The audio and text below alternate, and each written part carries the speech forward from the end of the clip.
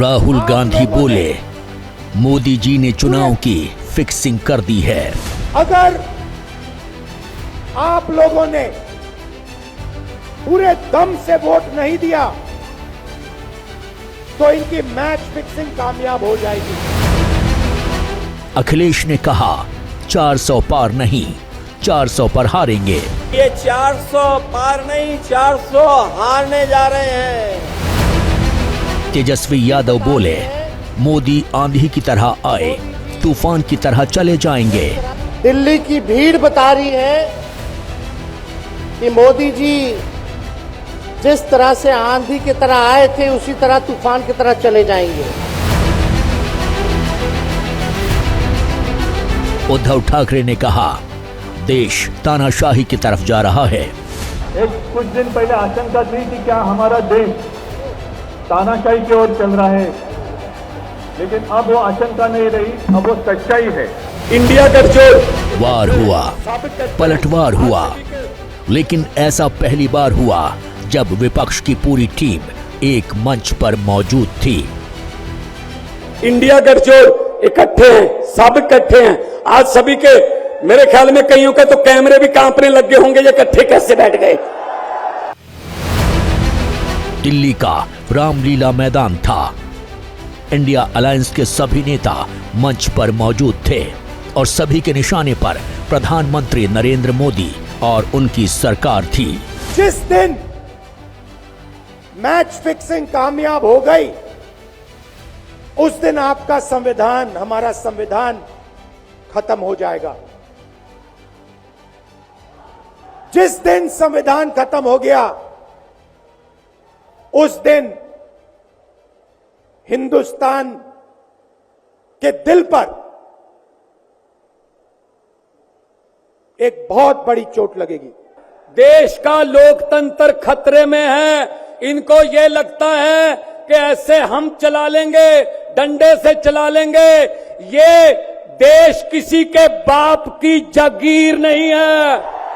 जो लोग नारा लगाते हैं अब की बार 400 पार, उनका मुंह है, कुछ भी बोलेंगे, लेकिन एक बात तय है, जनता ही मालिक है, आप मालिक हैं और आपको तय करना है कि देश के शासन में कौन बैठने का काम करेगा। वो लोग नारा लगा रहे हैं, टारगेट फिक्स कर रहे हैं, अब की बार 400 पार। ऐसा लग रहा है कि पहले से ही ईवीएम सेटिंग हो चुका है। ये लोग जो नारा दे रहे हैं 400 पार, अगर आपके 400 पार हो रहे थे तो आम आदमी पार्टी के नेता से आपको घबराहट किस बात की है? और जो आपने चुने हुए मुख्यमंत्रियों को जेल भेजा है, न केवल भारत के लोग बल्कि दुनिया के लोग भारतीय जनता पार्टी पर थू थू कर रहे हैं। और जो लोग ईडी, सीबीआई, इनकम टैक्स को आगे कर रहे हों, उन्हें सत्ता में रहने के लिए, सत्ता को बचाने के लिए अगर इन संस्थाओं को आगे कर रहे हैं तो ये 400 पार नहीं, 400 हारने जा रहे हैं। इंडिया गठबंधन ने रामलीला मैदान की महारैली से एकजुटता का मैसेज तो दिया ही, बीजेपी को सत्ता से उखाड़ने की बात भी कही। रैली में कांग्रेस अध्यक्ष मल्लिकार्जुन खड़गे, पूर्व अध्यक्ष राहुल गांधी, एनसीपी प्रमुख शरद पवार, शिवसेना यूबीटी की तरफ से उद्धव और Aditya Thackeray, Samajwadi party supremo Akhilesh Yadav, RJD से तेजस्वी यादव, झारखंड के पूर्व सीएम हेमंत सोरेन की पत्नी कल्पना सोरेन, झारखंड से सीएम चंपा सोरेन, पंजाब के मुख्यमंत्री भगवंत मान, टीएमसी से डेरेक ओब्रायन, नेशनल कॉन्फ्रेंस से Farooq Abdullah, PDP chief Mehbooba Mufti, left पार्टियों से सीताराम येचुरी, डी राजा शामिल हुए। रैली को इंडिया अलायंस के सभी नेताओं ने संबोधित किया। किसी ने बीजेपी को झूठी पार्टी बताया तो किसी ने 400 पार के नारे पर तंज कसा, तो किसी ने ईडी, सीबीआई और ईवीएम को सरकार का हथियार बताया। अपील भी तुम हो, दलील भी तुम, वैसे तो इंडिया गठबंधन के नेता कई बार जुट चुके हैं, लेकिन रामलीला मैदान की महारैली में कई बातें पहली बार हुई। हेमंत सोरेन की पत्नी कल्पना सोरेन ने पहली बार किसी बड़ी रैली को संबोधित किया। सोनिया गांधी लंबे वक्त के बाद किसी चुनावी रैली में शामिल हुई, तो अरविंद केजरीवाल की पत्नी सुनीता केजरीवाल पहली बार किसी सार्वजनिक मंच पर नजर आई। पूछा, क्या अरविंद केजरीवाल को इस्तीफा देना चाहिए?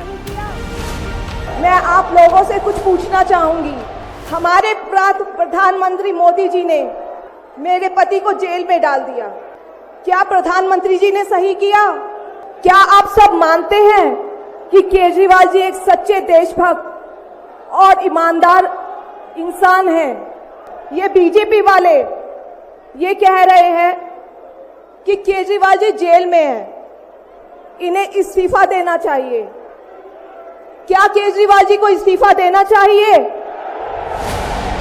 जेल में सुनीता केजरीवाल ने अरविंद केजरीवाल को शेर बताया, कहा कि ज्यादा दिन तक जेल रोक नहीं पाएगी।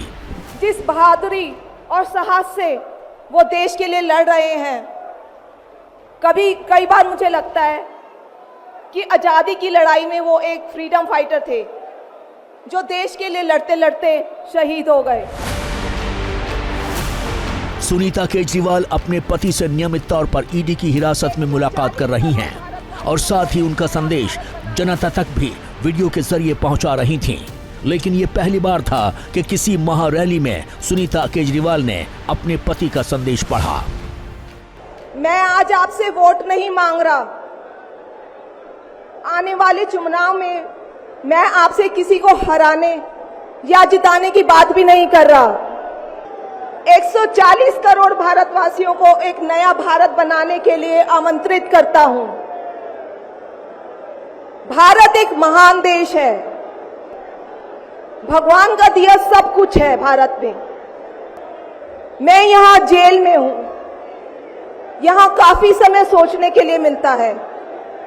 भारत माँ के लिए सोचता हूं।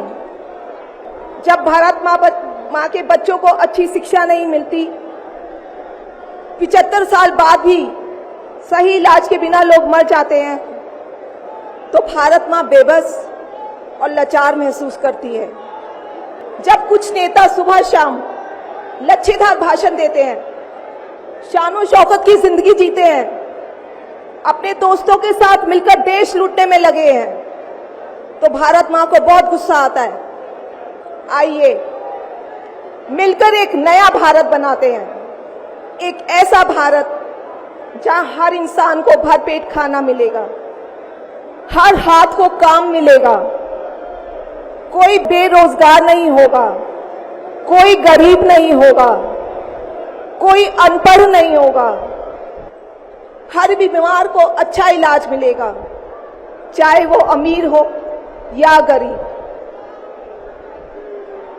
देश के कोने कोने में 24 घंटे बिजली होगी, देश के हर गांव में शानदार सड़कें होंगी, तो वो भारतवासियों को। सुनीता केजरीवाल ने अरविंद की तरफ से 6 गारंटी भी दी।